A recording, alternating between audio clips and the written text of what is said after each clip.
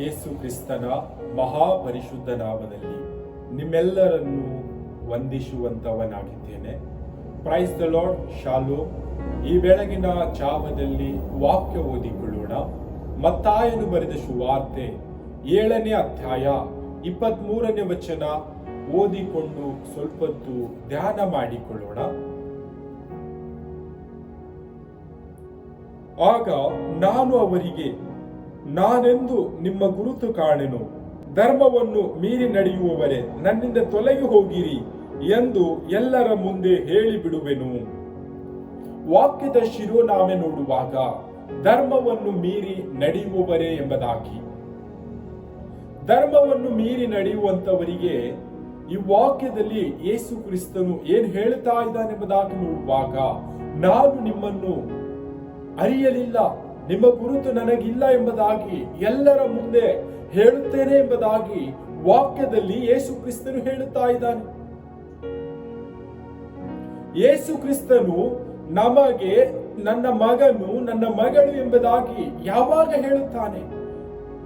ಧರ್ಮಶಾಸ್ತ್ರವನ್ನು ನಾವು ಕೈಕೊಂಡು ನಡೆಯುವಾಗ, ಈ ಸತ್ಯವೇದದಲ್ಲಿರ್ತಕ್ಕಂಥ ಎಲ್ಲ ಆಜ್ಞೆಗಳನ್ನು ಕೈಕೊಂಡು ನಡೆಯುವಾಗ, ಆವಾಗ ಯೇಸು ಕ್ರಿಸ್ತನು ನನ್ನ ಮಗನು, ನನ್ನ ಮಗಳು ಎಂಬುದಾಗಿ ಹೇಳುತ್ತಾನೆ. ಒಂದು ವೇಳೆ ನಾವು ಧರ್ಮವನ್ನು ಮೀರಿ ನಡೆಯುವುದಾದರೆ ಯೇಸು ಕ್ರಿಸ್ತನು ನಮ್ಮನ್ನು ನೀನು ಯಾರು ನನಗೆ ಗೊತ್ತಿಲ್ಲ ಎಂಬುದಾಗಿ ಹೇಳುತ್ತಾನೆ ಎಂಬುದಾಗಿ ವಾಕ್ಯದಲ್ಲಿ ಹೇಳುತ್ತಾ ಇದ್ದಾನೆ. ಅನೇಕ ಜನರು ಈ ಲೋಕದಲ್ಲಿ ಜೀವಿಸುವಾಗ ಯೇಸು ಕ್ರಿಸ್ತನ ಹೆಸರಿನ ನಿಮಿತ್ತ ಅದ್ಭುತ ಕಾರ್ಯಗಳು, ಮಹತ್ ಕಾರ್ಯಗಳು, ಸ್ವಸ್ಥತೆಗಳು, ಬಿಡುಗಡೆಗಳು, ಅನೇಕ ಕಾರ್ಯಗಳು ಮಾಡಿರಬಹುದು. ಸ್ವಾಮಿ ಸ್ವಾಮಿ ಅಂತ ಹೇಳ್ತಾ ಇರಬಹುದು. ಆದಾಗಲೂ ಕೂಡ ಅವರು ಧರ್ಮ ಮೀರಿ ನಡೆದರೆ ಅವರನ್ನು ಯೇಸು ಕ್ರಿಸ್ತನು ನಾನು ಅರೇನು ಎಂಬುದಾಗಿ ವಾಕ್ಯದಲ್ಲಿ ಹೇಳುತ್ತಾ ಇದ್ದಾನೆ. ಹಾಗಾದರೆ ನಾವು ಈ ಒಂದು ದಿನದಲ್ಲಿ ಈ ಲೋಕದಲ್ಲಿ ಯಾವ ರೀತಿಯಾಗಿ ಜೀವಿಸ್ತಾ ಇದ್ದೇವೆ? ಯೇಸು ಕ್ರಿಸ್ತನು ನನ್ನ ಮಗನು ಎಂಬುದಾಗಿ ನಮಗೆ ಹೇಳಬೇಕಾದರೆ, ಯೇಸು ಕ್ರಿಸ್ತನು ನಮ್ಮ ವಿಷಯವಾಗಿ ನಮ್ಮ ಪ್ರತಿಯೊಬ್ಬೊಬ್ಬರ ಹೆಸರುಗಳನ್ನು ಹೇಳಬೇಕಾದರೆ ನಾವು ಯಾವ ರೀತಿಯಾಗಿ ಜೀವಿಸಬೇಕು? ಧರ್ಮವನ್ನು ಕೈಕೊಂಡು ನಡೆಯುವಂತವರಾಗಬೇಕು. ಸತ್ಯವೇದವನ್ನು ಅನುಸರಿಸಿ ನಡೆಯಬೇಕು.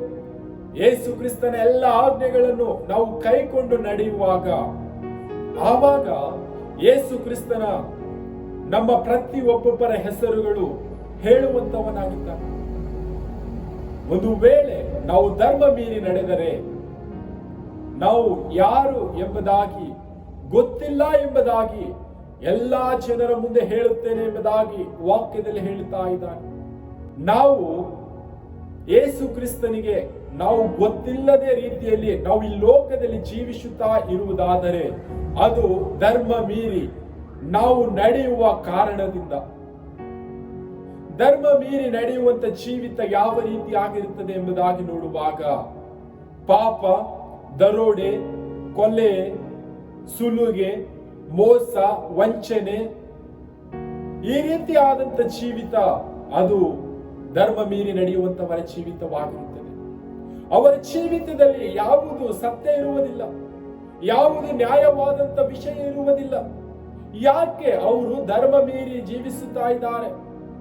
ಆ ವಿಷಯವಾಗಿ ಯೇಸು ಕ್ರಿಸ್ತನು ಹೇಳುತ್ತಾ ಇದ್ದಾನೆ, ನೀವು ಧರ್ಮ ಮೀರಿ ಜೀವಿಸುತ್ತಾ ಇರುವುದಾದರೆ ನಾನು ನಿಮ್ಮನ್ನು ಅರೆಯೇನು, ನಾನು ಎಲ್ಲರ ಮುಂದೆ ನೀವು ಯಾರೋ ನನಗೆ ಗೊತ್ತಿಲ್ಲ ಎಂಬುದಾಗಿ ಹೇಳುತ್ತೇನೆ ಎಂಬುದಾಗಿ ವಾಕ್ಯದಲ್ಲಿ ನೋಡುತ್ತಾ ಇದ್ದೇವೆ. ಒಂದು ಸಮಯ ಬರುತ್ತದೆ, ಯೇಸು ಕ್ರಿಸ್ತನು 2ನೇ ಮರಣ ಬರುತ್ತಾನೆ. ಧರ್ಮವನ್ನು ಕೈಕೊಂಡು ನಡೆಯುವಂತವರಿಗೂ ಧರ್ಮವನ್ನು ಬಿಟ್ಟು ನಡೆಯುವಂತವರಿಗೂ ನ್ಯಾಯ ತೀರಿಸುತ್ತಾನೆ. ಆ ಸಮಯದಲ್ಲಿ ನನ್ನ ಮಗನು, ನನ್ನ ಮಗಳು ಎಂಬುದಾಗಿ ಯೇಸು ಕ್ರಿಸ್ತನು ನಮ್ಮನ್ನು ಕರೆಯುವಾಗ ನಾವು ಧರ್ಮವನ್ನು ಹಿಡಿದುಕೊಂಡು ಈ ಲೋಕದಲ್ಲಿ ಜೀವಿಸುತ್ತಾ ಇದ್ದೇವೆ. ಆದರೆ ನಮ್ಮ ಹೆಸರು ಕರೆಯದೆ ಹೋದರೆ ನಾವು ಧರ್ಮ ಮೀರಿ ಈ ಲೋಕದಲ್ಲಿ ಜೀವಿಸುತ್ತೇವೆ. ನಮ್ಮ ಜೀವಿತ ಏನಾಗುತ್ತದೆ? ಕತ್ತಲೆ ಜೀವಿತ, ನಾಶನದ ಮಾರ್ಗ, ಪಾಪದ ಜೀವಿತ, ನಮ್ಮ ಜೀವಿತದಲ್ಲಿ ಅಂಧಕಾರ. ಯೇಸು ಕ್ರಿಸ್ತನು ನಮ್ಮ ಜೀವಿತದಲ್ಲಿ ಇಲ್ಲದಿದ್ದರೆ ಆ ವಿಷಯವಾಗಿಯೇ ಈ ಒಂದು ಸುಂದರ ಸಮಯವಾಗಿದೆ. ನಮ್ಮನ್ನೇ ನಾವು ಪರೀಕ್ಷೆ ಮಾಡಿಕೊಳ್ಳೋಣ. ನಾವು ಧರ್ಮವನ್ನು ಕೈಕೊಂಡು ಈ ಸತ್ಯವೇದವನ್ನು ಅನುಸರಿಸುತ್ತಾ ಯೇಸು ಕ್ರಿಸ್ತನ ಎಲ್ಲ ಆಜ್ಞೆಗಳನ್ನು ಕೈಕೊಂಡು ನಡೆಯುತ್ತಾ ನಾವು ಈ ಲೋಕದಲ್ಲಿ ಜೀವಿಸುತ್ತಾ ಇರುವುದಾದರೆ ಯೇಸು ಕ್ರಿಸ್ತನು ನನ್ನ ಮಗನು ನನ್ನ ಮಗಳು ಎಂಬುದಾಗಿ ಹೇಳುತ್ತಾನೆ. ಒಂದು ವಾಕ್ಯದಲ್ಲಿ ನೋಡುತ್ತೇವೆ, ಧರ್ಮಶಾಸ್ತ್ರದಲ್ಲಿರ್ತಕ್ಕಂಥ ಎಲ್ಲ ಆಜ್ಞೆಗಳನ್ನು ಕೈಕೊಂಡು ನಡೆದು ಒಂದು ಆಜ್ಞೆಯನ್ನು ತಪ್ಪು ನಾವು ನಡೆದರೆ ಪರಲೋಕ ರಾಜ್ಯ ಸೇರಲಾರೆವು ಎಂಬುದಾಗಿ ವಾಕ್ಯ ಹೇಳುತ್ತದೆ. ಆ ವಿಷಯವಾಗಿ ನಾವು ಎಚ್ಚರಿಕೆ ಆಗಿದ್ದುಕೊಂಡು ಎಲ್ಲ ಧರ್ಮಶಾಸ್ತ್ರವನ್ನು ಧರ್ಮದ ನಿಯಮದ ಪ್ರಕಾರ ನಾವು ಜೀವಿಸುತ್ತಾ ಈ ಲೋಕದಲ್ಲಿ ಜೀವಿಸುವಂತವರಾಗುವುದು. ಕರ್ತನು ಈ ವಾಕ್ಯ ನಮ್ಮೆಲ್ಲರ ಆತ್ಮೀಯ ಮಕ್ಕಳಿಗೆ ಆಶೀರ್ವದಿಸಲಿ. ಆಮೆನ್.